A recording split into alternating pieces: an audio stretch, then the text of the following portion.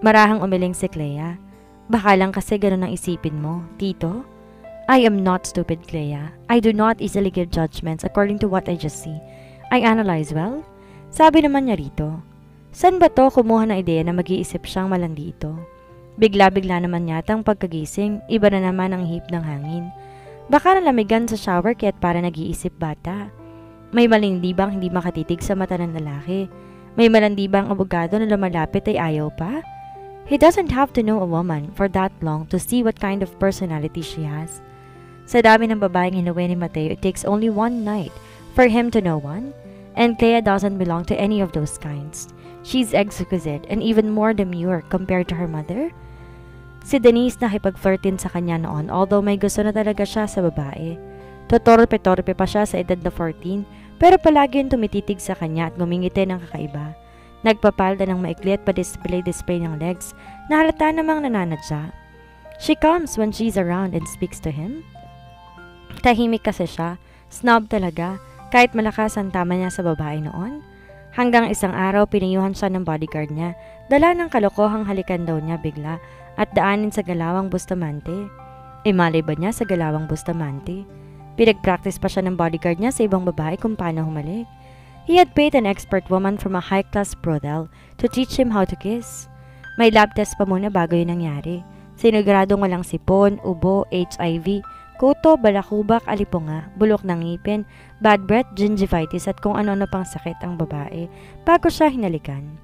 Pakulo naman yon ng bodyguard niya at sinisigurado naman na safe siya. Of course, his bodyguard was so dread at that time. His father was the most respectable and strict businessman during those days and sure that he could kill if he found out that his only successor got sick for kissing some prostitute. And when he had the most fortunate time of his life, he got Clea's mother with just a single snap. Yun pala ang Galawang Bustamante, makuha ang babae sa halik. Ngayon na matanda na si Mateo, hindi na siya sa halik niya nakukuha, sa titig lang. Sorry again, guilty pa ring sabi ni Clea at umiwas na naman ang tingin. Forget it, it's okay. He gave her a small beam when she looks back at him. Parang nawala naman ang guilt at kahit pa paano, para naging komportable naman to sa kinaupuan. Saan tayo pupunta, Tito? Clea asked after a long while. We'll have coffee at my office. Maangtong napatingin sa kanya habang himas ang ulo ng pusa. Masarap ang kape mo sa office? He can't contain his laughter. Natawa siya sa tanong nito at kung anong kabastusan ang pumasok sa isip niya at pumitik ang ugat ng kanyang harapan. Sort of. Maganda kasi ang tagapagtimpla ko. Biro ni Mateo na kinasimangot ni Clea, kaya mas lalo to nagmukhang bata. Maganda rin naman ang waitresses sa coffee shops eh. Why do we even have to go to your office? Makikita ako ng mga tao roon. Dito na lang ako sa kotse, kasama si Cutie. Or kaya sana dinanong mo ako kay ni Lola Tita? Hinalikan ni Clea ulit ang pusa kaya nalukot ang ilong ni Mateo. Lucky prick. Masamang tingin ay pinukol niya sa Persian cat na tulog na naman. Mas gusto ko ang kape sa office and later we'll buy some at the grocery store and I will never leave you anywhere. Kung nasan ako, naroon ka rin and you must not question that. Little lady for us to forestall any argument. Get it? He raised his brows. Oo na. Inis na sagot ng dalaga na sinabayan pa ng irap. Good, sagot ni Mateo. We'll go to Attorney Villena. I'll keep a file of your parents' case and review them. I'll also get some images of those bastards. Di kasi naibigay ni Agaton sa akin. I'll keep a file of your parents' case and review them. It seemed that he was busy guarding you the whole time and forgot his job. Pasaring niya pero sumimangot si Clea. Ano ba, Tito Mateo? Ayoko nga kay attorney. Ikaw, binibiro mo ako kay Attorney Villena. Sila niya naman binibiro ko sa Bigla tong natigilan at tinikom ng mariin ang mga labi. Kanino? Kurot noong sagot ni Mateo. Wow, just wow. Sino pang gustong sumakmal sa unikaihan ng ex niya? Wala. She shifted on her seat and evades his eyes. Wala. Malalaman ko rin naman. He cocks his shoulders and plays like he doesn't care at all. Sa'yo. Clea mumbled as he folded her arms. His brows involuntarily creased. Me? Napasulap lang si Mateo dito at binasa ang ekspresyon ng mukha ng dalaga at hindi yon kaaya-aya. Parang diring-diri ito na may maisip na magiging boyfriend ng isa sa kanila ni Villena. Sa kanya, parang walang pag-asa na magkaroon siya ng seryosong relasyon sa kahit na sinong babae. He is dedicated to his work and nothing more. If he has something in his mind, it's only a one-night affair. Ayoko naman. Ayoko kay attorney Villena at ayoko rin sa'yo. Ayoko kahit na kanino. I want myself and friends and not any boyfriend. In denial, princess? Hindi ni Mateo alam kung bakit bigla umigting ang panga niya dahil sa sinabi nito. Ayaw daw sa kanya? Kahit mabibabaeng umayaw sa kanya, and so am I. He shrugs and dips the corner of his lips to hide his busted ego. In denial, Lieutenant General Bustamante. So in denial. Yon ang sinabi ng bibig niya pero hindi ng katawan niya at kung alin ang pinaka-kumukontra. Ang nasa pagitan ng mga hita niya. Yakap ang pusa ay pasunod-sunod si Clea kay Mateo sa loob ng isang napakataas at napakagarang building. Yun pala ang kumpanya nito. Bumungad kagad sa kanya isang ribulto na nakatayo sa pinakagitna ng lobby. Magkatalikuran ang dalawang nagtataasang lalaki at kung hindi siya nagkakamali ay si Mateo ang isa sa mga yon. Parehas na matikas ang tindig at mayabang ang dalawa at kahit ribulto kitang-kita kung sino ang pinakikilala ng mga iyon. Malamang ito mismo at ang ama nito na mamamatay na. Sa itaas ay may umikot na kulay gintong globo na may nakasulat na Bustamante Royalties. Welcome! Nakalagpas na sila ay nakapihit pa rin ang ulo niya. Clea, in front of me, baby. Ano raw? Nabingi yata siya. Baby daw siya nito? Ngayon lang may tumawag sa kanya na baby. Kagad siyang napatingin kay Mateo. Nanamuestra ang kamay at tinuturo ang harapan nito. He is standing meters away from her because he is really quick. Kita niyang parang nagbubulungan ng mga babae sa paligid nang sabihin niyo ni Mateo. Pasimple niyang naikot ang mga mata para tignan ang mga ito. Go ahead, Tito Mateo. I'll follow. Binigyan ni Clea ng diin ang mga salita niya. Na Tito Mateo, mga chismosa pa naman ang mga nasa lobby at parang nalamunin siya ng buhay sa talim ng mga titig noon sa kanya. Nakakuha pa siyang pasadahan ng tingin mula ulo hanggang boots. Tinitingnan pa ng puso niya ang dibdib niya. I said, here. Mariinding utos ni Mateo kaya pairap na nagmarcha siya papalapit dito. She stood in front of him and looked him up. Dapat pala high heels ang isinuot niya para tuloy siyang bubuit na nakatayo sa harapan nito. At in fairness, ang pogi nito sa suot na damit. Bagets na bagets ang dating at mas lalong napakagwapo ng mga tumutubong balbas sa panga. Walk, he commanded. Nanulis ang labi niya pero sumunod naman siya. Para natuloy siyang manikang desusi. Diyos ko, wala yatang tatagal na maging misis nito Malamang na kapag sinabi nito na magluto habang naglalabat na mamalansya ay dapat na sumunod. Baka kapag sinabi nito na sumayaw habang naglalampaso ay dapat hindi na kukontrahin. He is so bossy. Kahit wala to sa kampo, pinapakita pa rin ng isang pagiging Lieutenant General. Dire-diretso si Clea naglakad habang nasa may likuran si Mateo. Pakiramdam niya isa siyang prinsesa na dapat mabantayan ng husto. And she had never felt such treatment since her father died.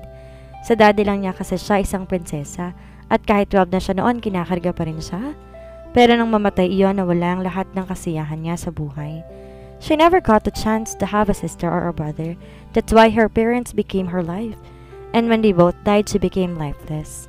Tito, parang chismosa mga empleyada mo. Sabi ni Clea na hindi ito nililingon. Why is that? Formal na tanong ni Mateo sa kanya.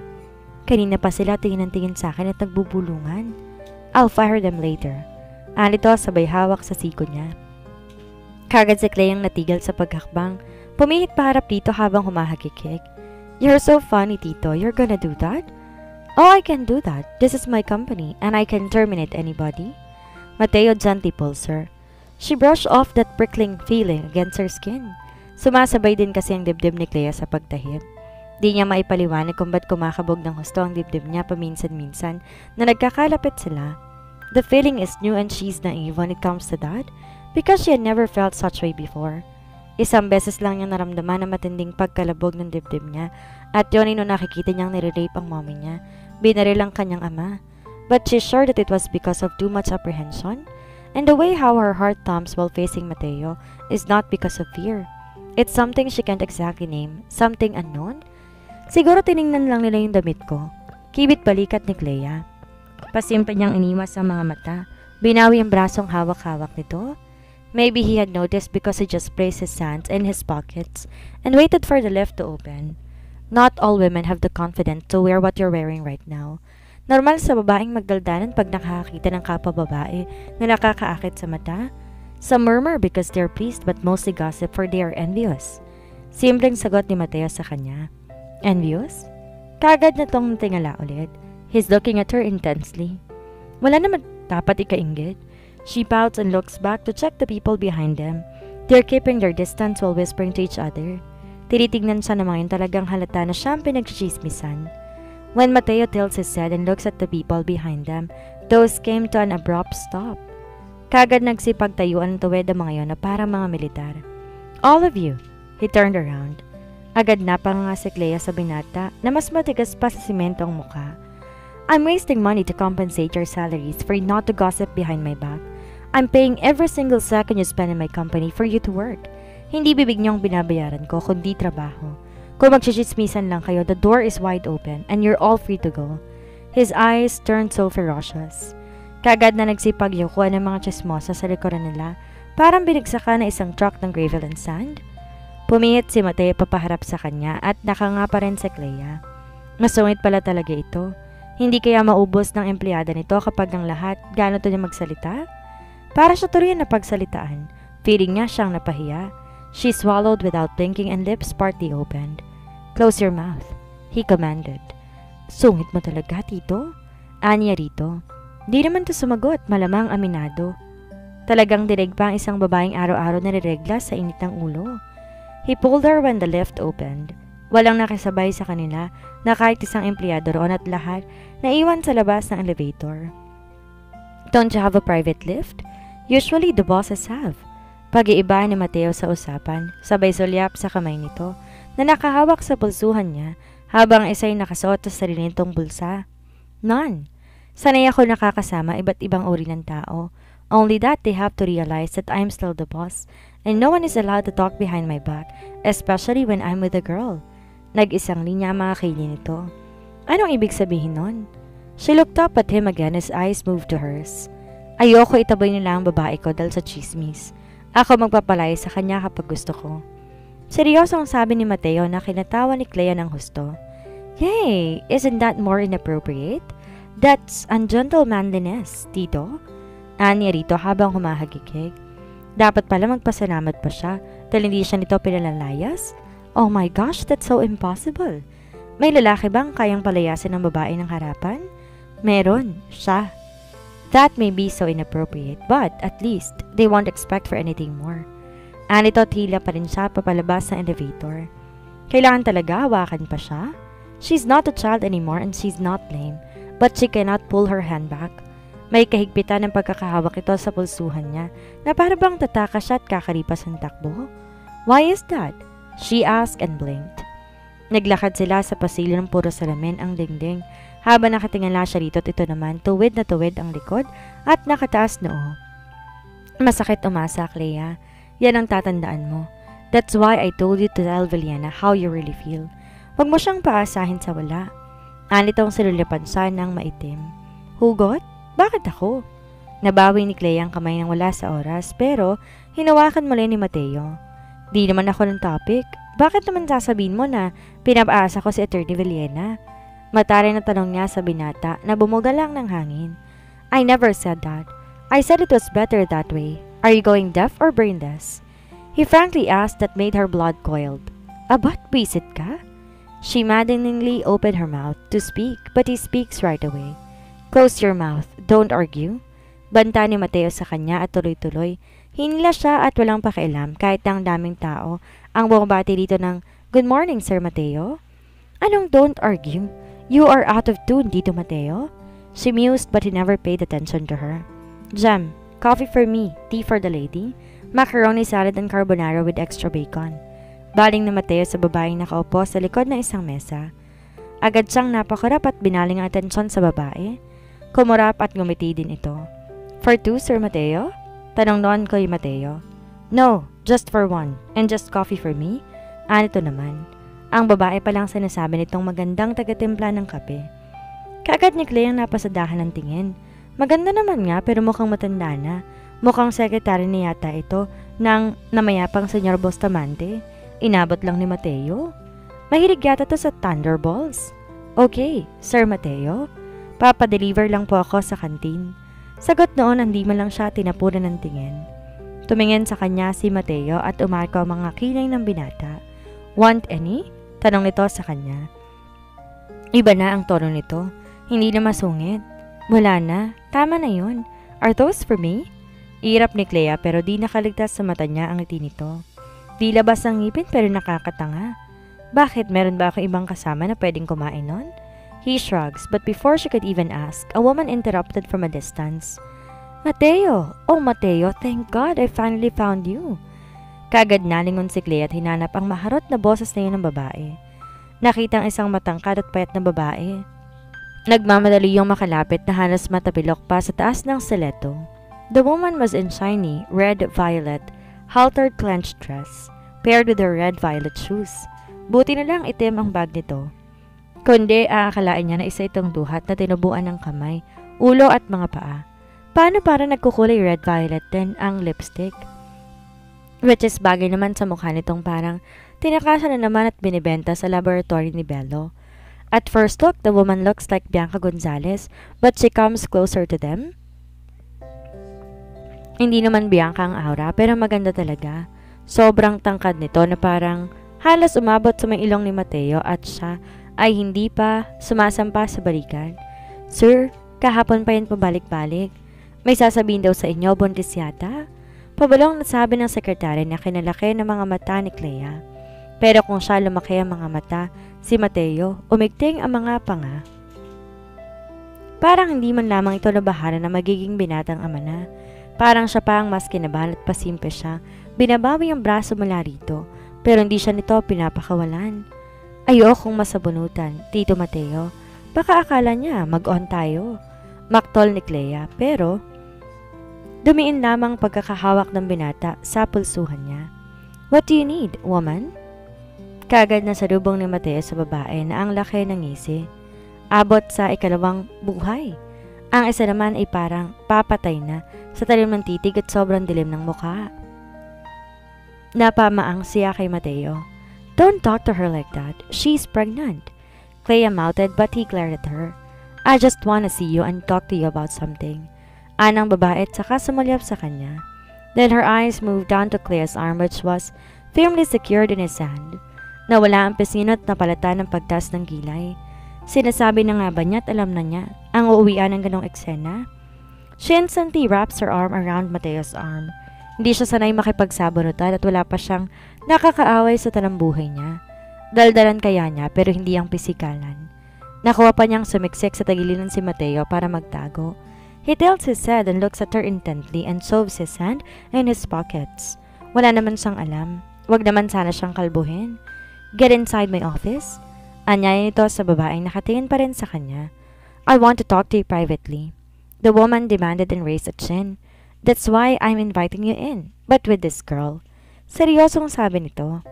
Parang relax na relax pa rin si Mateo sa paningin ni Clea. Parang di man lang ito namang problema. At ito na yata ang pinakamaling mag-handle ng sitwasyon ng lahat sa mundo. God, he is so arrogantly cool.